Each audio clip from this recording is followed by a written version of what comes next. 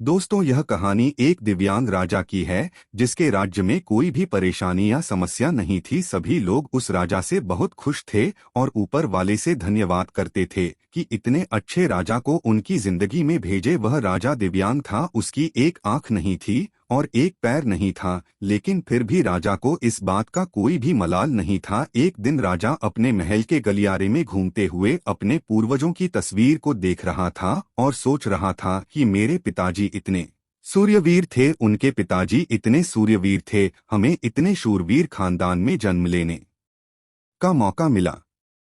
ऊपर वाले का बहुत बहुत धन्यवाद है। राजा ने सभी चित्र को देखते हुए आखिरी चित्र तक पहुंचा और फिर उस खाली जगह को देखा तो वह चिंता में पड़ गया, क्योंकि उसे यह मालूम था कि अब यहाँ जो तस्वीर लगेगी वह उसी की लगेगी। लेकिन राजा को इस बात की चिंता नहीं थी कि वह मर जाएगा, चिंता इस बात की थी कि वहाँ जो पेंटिंग लगेगी वह कैसी लगेगी। राजा का एक आंख और एक पैर ना होने की वजह से वह चिंता में था। राजा का एक आंख और एक पैर ना होने की वजह से वह चिंता में पड़ गया और सोचने लगा कि इस गलियारे में इतनी शानदार पेंटिंग लगी है, लेकिन मेरी एक आंख और एक पैर ना होने की वजह से मेरी तस्वीर सबसे खराब लगेगी और भद्दी दिखेगी।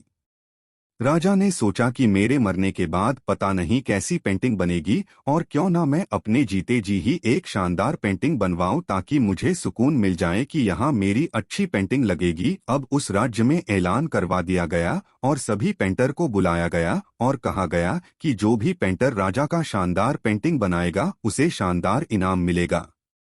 अब सभी पेंटर राज्य में आए। उन सभी पेंटर को पता था कि अगर शानदार पेंटिंग बनेगा तो शानदार इनाम मिलेगा, लेकिन जिस राजा का एक आंख नहीं है, एक पैर नहीं है, उसका शानदार पेंटिंग कैसे बनेगा। पेंटर सोच रहे थे कि इनाम का तो पता नहीं, लेकिन अगर शानदार पेंटिंग नहीं बनी और राजा गुस्सा हो गया तो सजा जरूर मिलेगी। इसलिए बड़े बड़े चित्रकार भी आगे नहीं आए। तभी उसमें से एक लड़का बोला, राजा साहब, मैं आपकी पेंटिंग बनाना चाहता हूँ, मुझे 24 घंटे का वक्त दीजिए।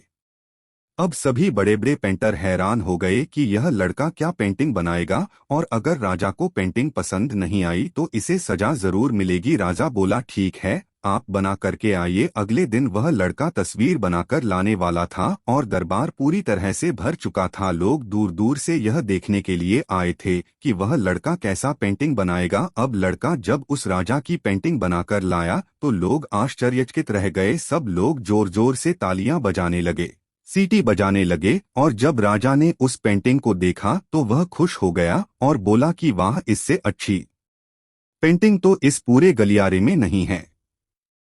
राजा ने उस लड़के को बहुत सारा इनाम दिया। अब आप सोच रहे होंगे कि उस राजा की क्या पेंटिंग बनी होगी जिसकी एक आंख नहीं है और एक पैर नहीं है, कैसा पेंटिंग बना होगा। और उस तस्वीर में लड़के ने राजा को एक घोड़े पर सवार किया था। एक साइड से उस राजा का एक पैर दिखा रहा था और राजा तीरंदाजी करते हुए निशाना लगा रहा था, और निशाना लगाते वक्त एक आंख बंद हो जाती है, और उस लड़के ने उस राजा की वही आंख बंद की थी जो राजा के पास नहीं थी। इस तरह से उस लड़के ने राजा को निशाना लगाते हुए घोड़े के ऊपर सवार दिखाया।